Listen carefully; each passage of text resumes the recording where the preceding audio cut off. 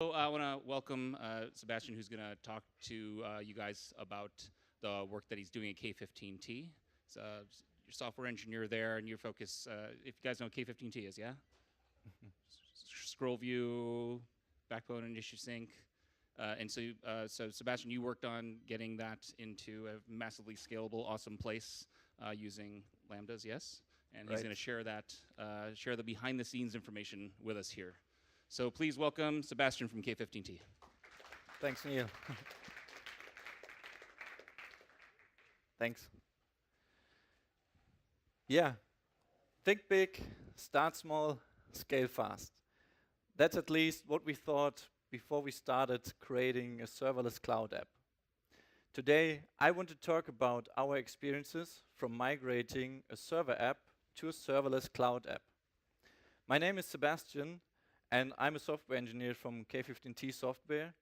And K15T Software is a marketplace vendor and Atlassian solution partner from Germany. And maybe you have heard about Stefan's talk this morning about founding K15T. If not, if you have missed it, just check it out later. So, okay, it's working.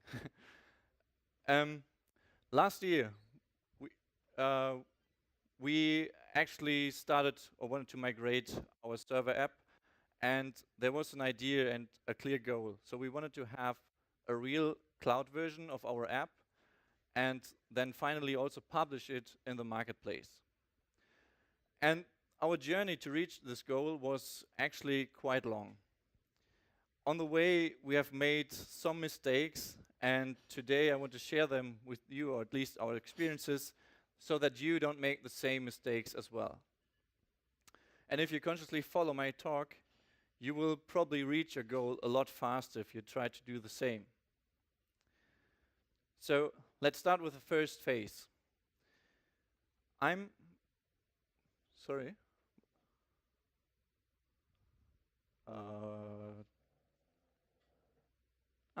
Okay. I'm part of the Backbone issue sync team. And with Backbone, you can synchronize issue data across company borders. So that means if you have a Jira project on one side, for example, in your company, and a Jira project at your partner, and you want to make sure that you work on the same data, but don't want to give them access to your Jira project, you could use Backbone to synchronize those issues between the instances. And yeah, we take care of that. So you can then configure which issue data, issue fields you want to synchronize. And so before our migration, it was only possible to initiate such a synchronization from an on-premise app to another on-premise app or a cloud app. But it was not possible to do this natively on the cloud, so that you have native cloud-to-cloud synchronization. And if you now think about how could you then make sure that your app runs good in the cloud, you come to a point that you probably use maybe some typical cloud architecture, so that you have a server running or maybe some Docker containers which are serving your app. And this has some things like you have to take care about your operational tasks, like you have to update your servers or Docker containers, you have to somehow scale them, and that of course takes time and also a lot of costs. And now there's a recent trend in the cloud computing industry, which is about those serverless functions, or for example also those Lambda functions, which are kind of an implementation of that, where you can simply provide a small portion of your app and let it execute on those functions. And there you don't have to take care about those operational things anymore, because your cloud provider is doing that for you. So he's scaling your functions, he's making sure that they are up to date, because if they just start only when they are really needed, then yeah, well, you always have the latest probably operational system and whatever.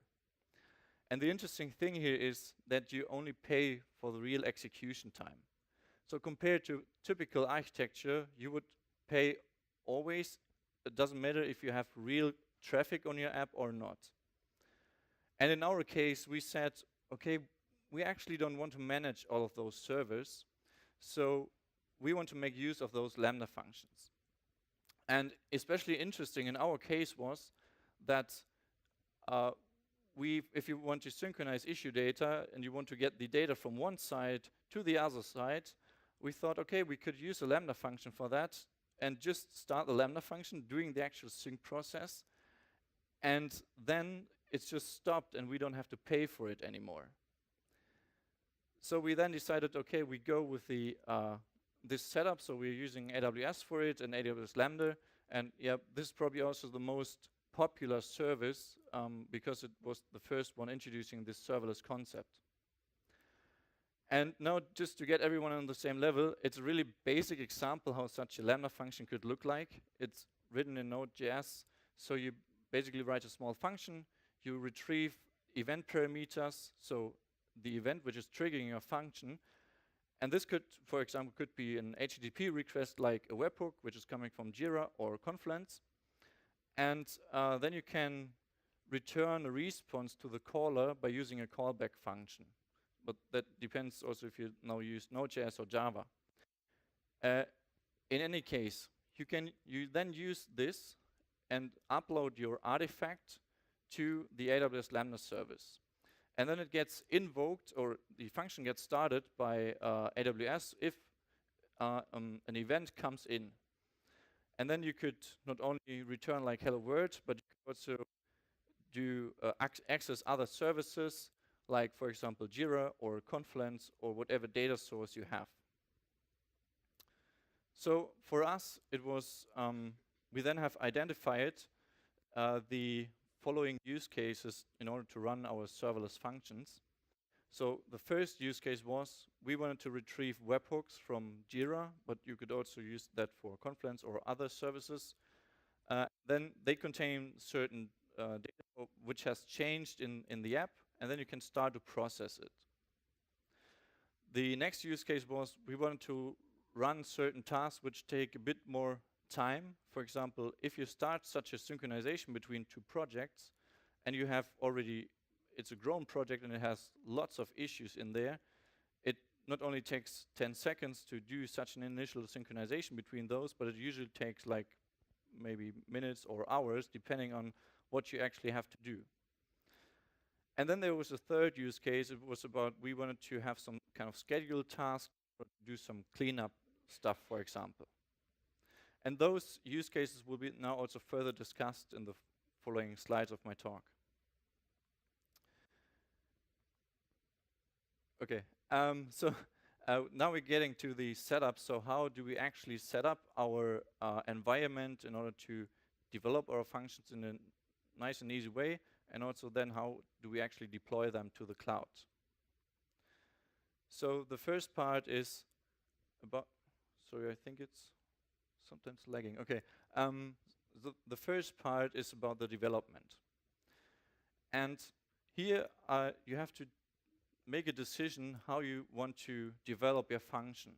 So the one side is you can develop your function locally on your local machine by using some tools like AWS Local Stack or Atlassian Local Stack or AWS SAM Local.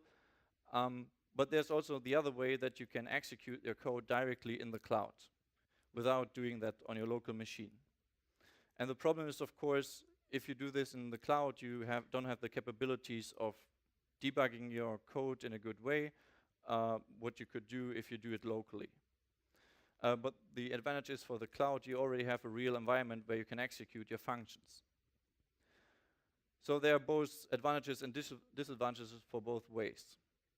And what we have decided is we want to execute our code directly in the cloud when we develop it.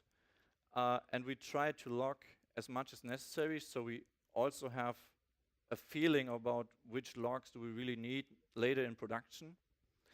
And yeah, then we test it directly in the cloud. You might now think, why are you actually doing this? Because, I mean, it's kind of a round trip. It takes some time to develop it. Why do you do that? And we have 3 reasons for that. So the first one is, as already mentioned a bit, we want to have it in a real environment. We didn't want to provide any kind of service mocks which maybe do not behave as they would do in a production environment. And also, if you work with cloud providers, you can have you can say my Lambda function can access my service A, B, C. You can't simply replicate that on your local machine, and hence we decided, okay, we do it in the cloud. Furthermore, we also oh, sorry. Okay, I just keep it. Okay, now it switched. Furthermore, we have then implemented a small library in order to have a faster update of our Lambda functions. So if you have a usual stack with, for example, AWS, it takes about 2 minutes, 3 minutes, 5 minutes to update it with CloudFormation. Of course, you don't want to wait that long to update just a single Lambda function. So we have just written a small library in order to update the code quite quickly, and it takes now about 10 seconds or so, and then our code is in the cloud. And so it is not a real disadvantage anymore for us. And the next reason is you still have to write some tests. And doing that you execute your code in the cloud also forces you that you somehow separate your actual business logic and the infrastructure glue code, so you can then test your business logic quite easily, and then also make sure in some integration tests that everything works as expected. And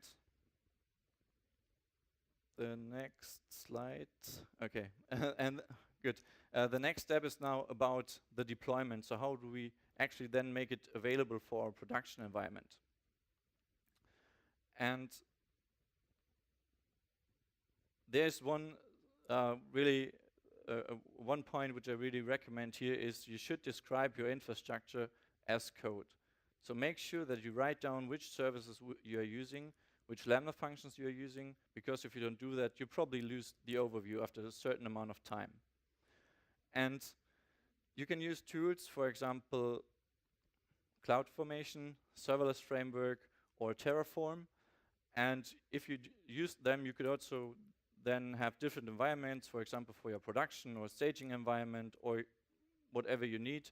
And this is pretty easy, so they make sure that your infrastructure looks like what you actually, or how you describe it. The next part, which is, sorry, okay, which is also quite important, is if you run an app in the cloud, you might have different versions of your app. Because as you probably know, your users, they don't update the app right away if you have a new version published. It might take some time, and if you change a lot in your app descriptor, you might need some new permissions from them in order to do that, and that could take some time. So you somehow have to identify which version are your users actually using of your app. And there's one kind of easy way what you could do. You could simply pre-process your app descriptor file and provide such kind of variable, which you can then add as a query parameter, for example, and then you can later use it in your code to differentiate, hey, I have my version 1.0, I do this, or I have my version 2.0, I do that. If you now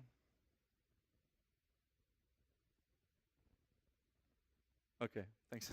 If you now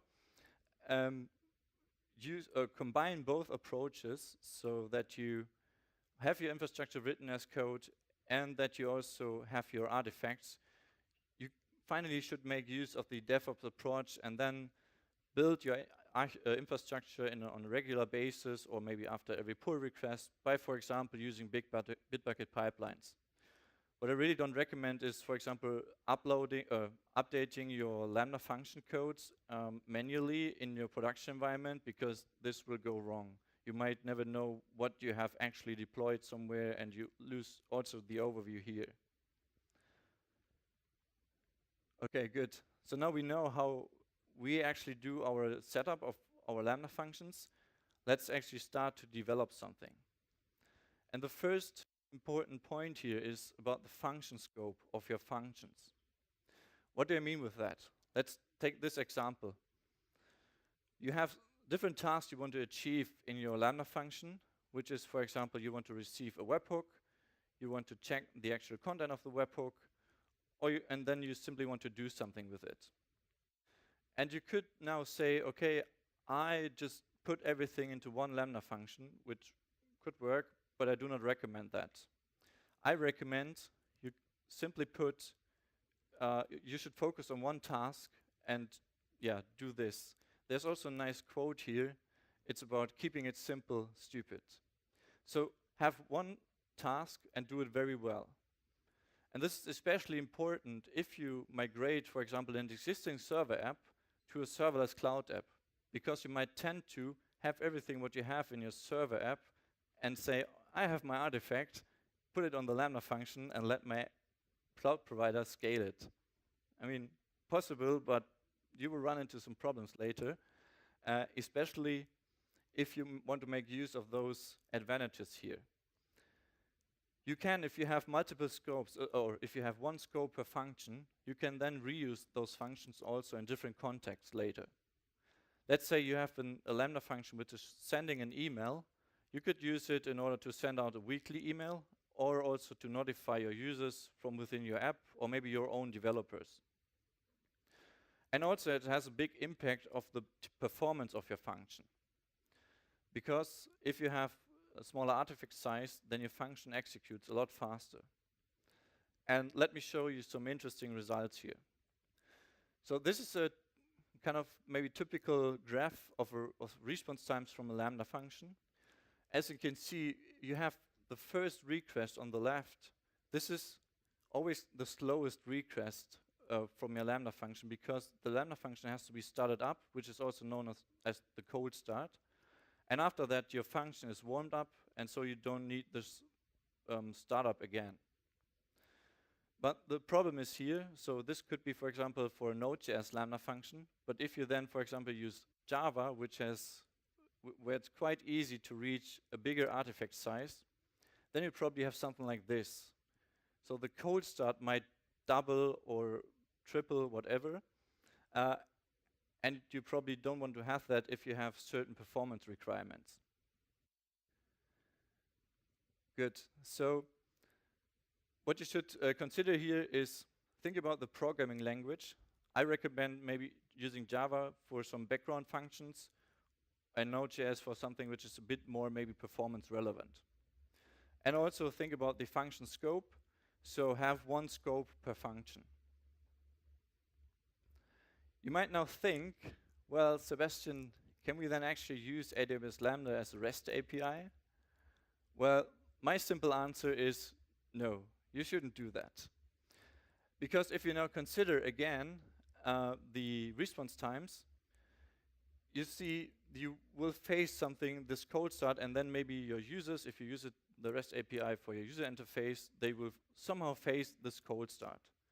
And if you think about what in Java is happening, if you start such a Java function, you have to start the JVM, you have to start maybe other frameworks, like if you use, for example, Spring, and then maybe Jersey or whatever to have your REST API.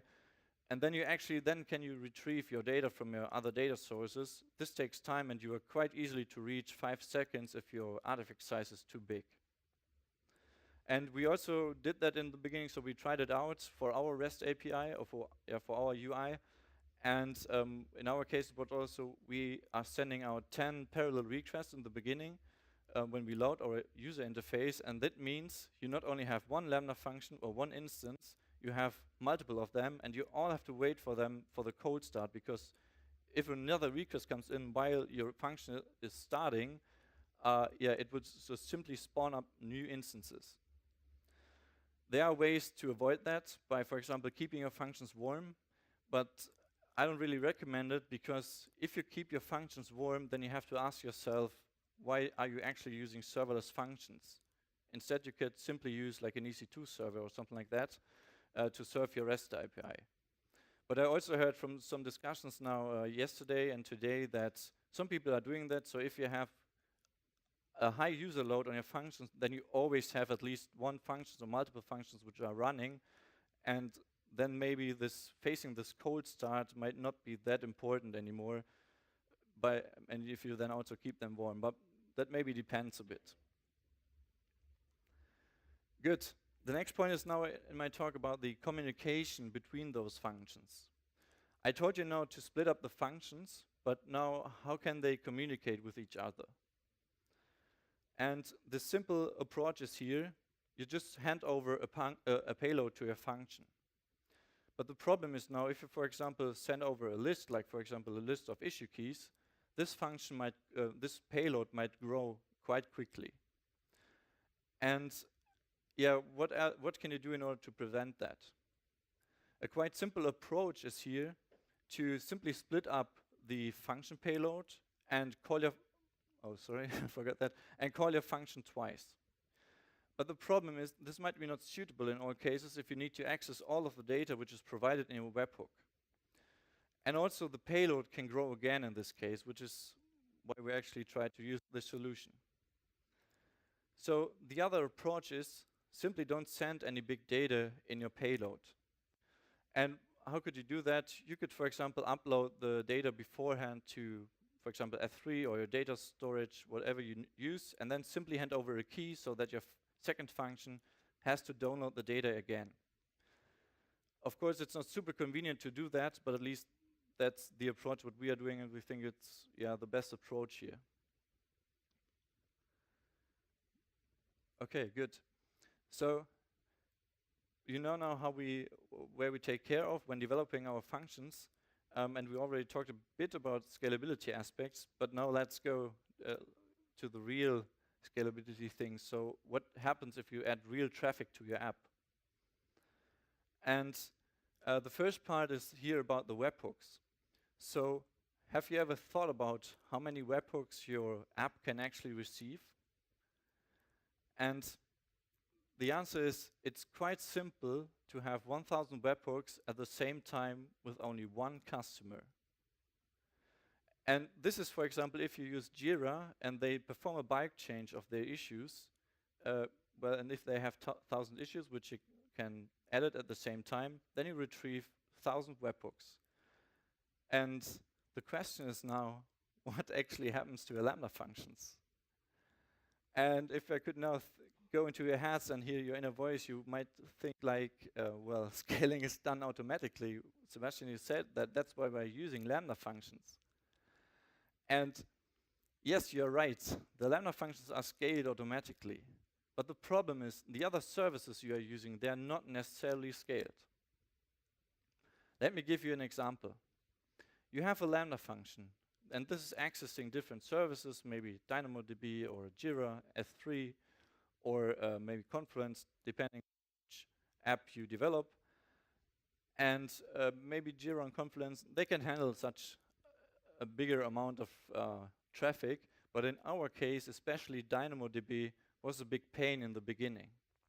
Because for DynamoDB, you have to provide the capacity of your tables before you create those tables, how many reads and writes you want to perform. And if you reach those limits, you just get an exception, hey, you have used too much, please wait a bit.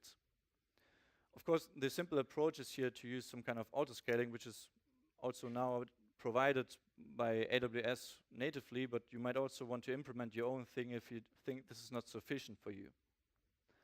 But there's still another problem. If you think about now, you have multiple Lambda instances running at the same time and they're accessing your resources, then it's kind of pretty similar to what you have in a multi-threaded environment, because you have Lambda functions which are accessing your resources at the same time. And this, for example, could result in some data modifications which you actually don't want to have. And what we do in order to prevent both of those problems for our webhooks is that we first buffer our webhooks. So what we have, as soon as a webhook comes in, we have a Lambda function which is simply receiving the webhooks and put the data into the Kinesis stream. So Kinesis is a very high performance streaming service from Amazon, which you can use also for something like this. And then we have another Lambda function which can, for example, read from that stream again. And then you don't really have such a high parallel load in your app, but instead you not really serialize, but kind of serialize what you retrieve as the load of webhooks. And this has, so you then unload the traffic from the services which you're using in your app. And Kinesis has also another interesting thing here. You have to provide for every record which you put into the stream, you have to provide a partition key. And for every record which has the same partition key, Kinesis makes sure that the records are sent out to the readers of that stream in that order where they come into the stream. So if you have, for example, certain data which should not be accessed at the same time, just use the same partition key for this data. There's also now an alternative to use Kinesis. There's also native support now since, I think, June 2018 for using SQS with Lambda functions. So instead, you could also use that if you want. Good. The next big task for us was about those long-running tasks. And you might now think, well, what could go wrong with Lambda functions if I have long-running tasks? And the answer is actually also quite simple. You only have 5 minutes to execute your function code. 5 minutes. And this is not so much. And there are also other limits or similar limits at other cloud providers. I think Google has about 9 minutes, if I'm not wrong. But anyway, you might think, well, Sebastian, 5 minutes, they are enough for my app, what I'm actually doing. I don't have a lot to do. I maybe receive a webhook and then change something in Jira. But the problem is, as soon as you are using other services, you might run into such a timeout problem.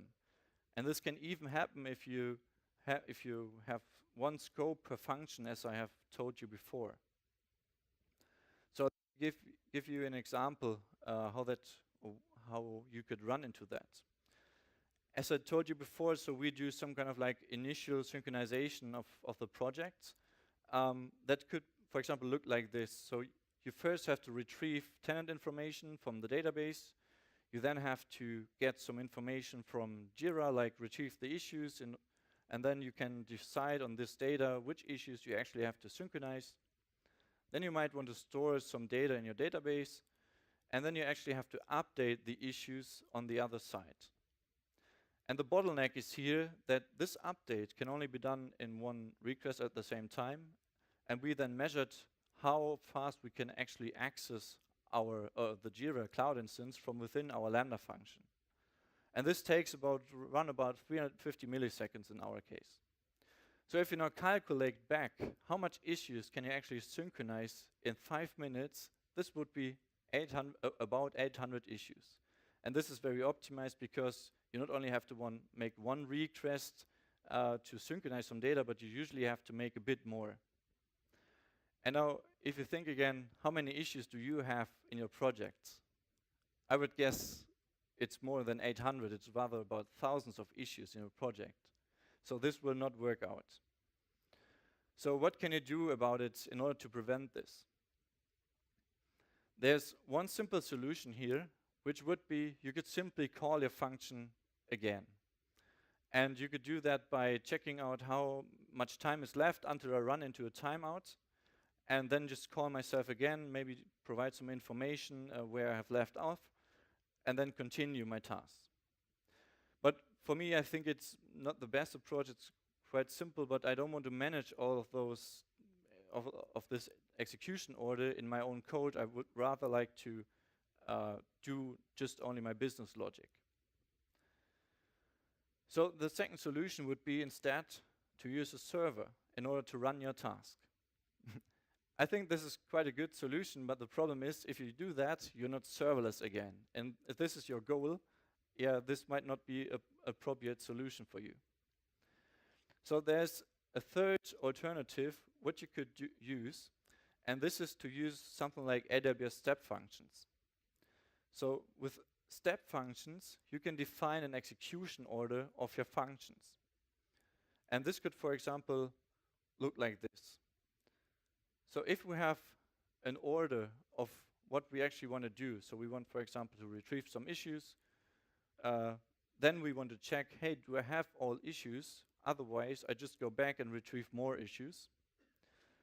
And if I do that, if I do this a few times and I have all issues, I could go to another step, like saying, okay, I want to process them, or maybe something has failed in between, So I just want to give out an error message, for example. And in order to describe this this process, you have to define a JSON document. And this could, for example, look like for the first task which you're executing here, this part could look like this. So you define, I have my type of my state, which is a task. Could be also other types like a choice state, which would be the second one in the all issues state. Then you define who is actually executing your task. This could be a Lambda function. And then you can say, okay, my next state would be the all issue state. And then you can also define some retry mechanism there. So the interesting thing here is why I am suggesting that to you is that you could simply implement your Lambda functions and then let step functions do the actual execution order for you. So you don't have to take care about which function comes next, at least not directly in your code, so you split that a bit. And I think in this case, it's quite a nice solution to use that. And now the next part is about the scheduled task. So I just want to give you a few examples here. You could, for example, send out some weekly updates. You could clean up some data. But I think one very important part is here about the webhooks you might have missed. Because the thing is, as you probably know, we are working in a network environment and networks are not 100% reliable. So things can go wrong. And also things can go wrong in your own code of your Lambda function, which maybe is receiving this webhook. So you somehow have to take care about that. And in order to execute such kind of scheduled tasks, you could use, for example, CloudWatch to schedule your function and then do the actual execution of your code, whatever you need to clean up or maybe catch up missed data. One approach what you could do for getting the missed data is you could, for example, store when have you checked or when have you got the last webhook, and then maybe check in your cloud instance, hey, what has happened since that timestamp. But that depends a bit on your actual use case. What we do in our backbone is, for example, when we get a webhook, we also check if we have missed anything data. So we send a request also back to Jira to check that directly. However, what you have to take care about this one here is that those functions, but also every other function, can fail. And you have to take care about that. So you might log that somewhere, but if you don't take a look into your logs, you might never notice that. And so it's really important here to enable some kind of monitoring and also get notified about that. What we do in case of errors, we send those errors to an SNS notification topic, and then we get notified for our team that, hey, something has happened. You should take a look at that. And I can really recommend that. You can then adapt your infrastructure, so it's not said that an infrastructure is complete at any time. It evolves. So yeah, what I suggest here, use some kind of monitoring here. Good. So we're almost done. So you know now a lot of our experiences and how we actually use those Lambda functions in our app. And so please remember the following key points here. Take care about the function scope of your app. So don't do too much and focus on one scope. And also take care where you want to use your Lambda function. Then think about the trade-offs you have to make. Lambda functions usually mean you have less operational costs in your app, but you also have a much more complex architecture because you have lots of functions which are running, and this makes it more complex compared to a typical cloud architecture. And then the last point, it's about the scalability aspects. So if your functions scale, it does not mean that the other services you are using scale automatically. Please take care about that. And so keep the experiences in mind, and if you use them, then you can probably think big, start small, scale fast. Start now to develop your app and publish it to the marketplace. And I'm also happy to hear and talk about your experiences with what you made with AWS Lambda. So maybe we can talk a bit afterwards, maybe having a beer. In any case, thank you very much for listening. Have a good weekend and safe trip home.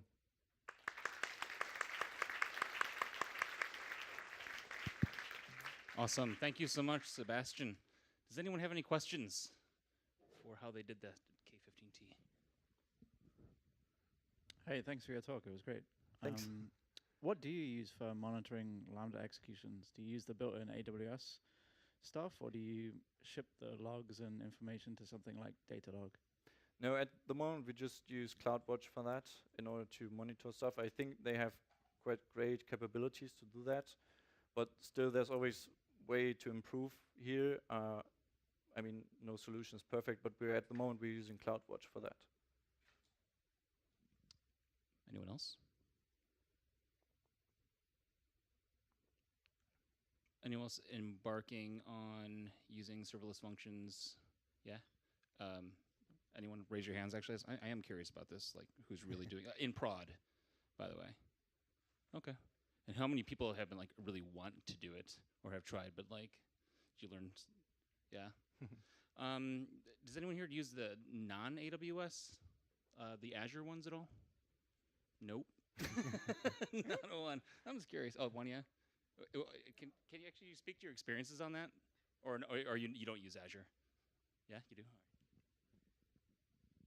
Thanks. So I'm wondering, have you evaluated alternatives like Google Cloud Platform, which it has the benefits that maintaining servers is still not your problem, which is great, and I'm definitely not keen on managing servers myself. But they don't have, they are not such low-level tools as Lambda and all the step functions and all the scaffolding that you have to do yourself around it. So to be honest, we didn't evaluate Cloud Functions seriously because we already had some experience using AWS, and we didn't want to put another cloud provider into our stack. So that's why we decided, okay, we stick with AWS Lambda. It's not even so much about Cloud Functions as it is about Google Cloud Platform in general, even App Engine. Could you repeat that? Hey, so it's not only a question about Google Cloud Functions, which are kind of like Lambda, except they're not that low level. But even platforms like Google App Engine Standard. Yeah, I mean, we haven't evaluated that, so but maybe we can discuss afterwards about that. Thank you. Any other questions at all? This is your last chance before beer. Yeah? Then beer. All right. Well, thank you very much, Sebastian. Very good. Thanks. And oh my gosh, I think that this closes it out also. So it really is just beer o'clock right now. Thank you everyone for coming to Atlas Camp. I hope you guys had a lot of fun. This is my first one, and I'll never forget it. I can't wait for the next one. Cheers. Thank you.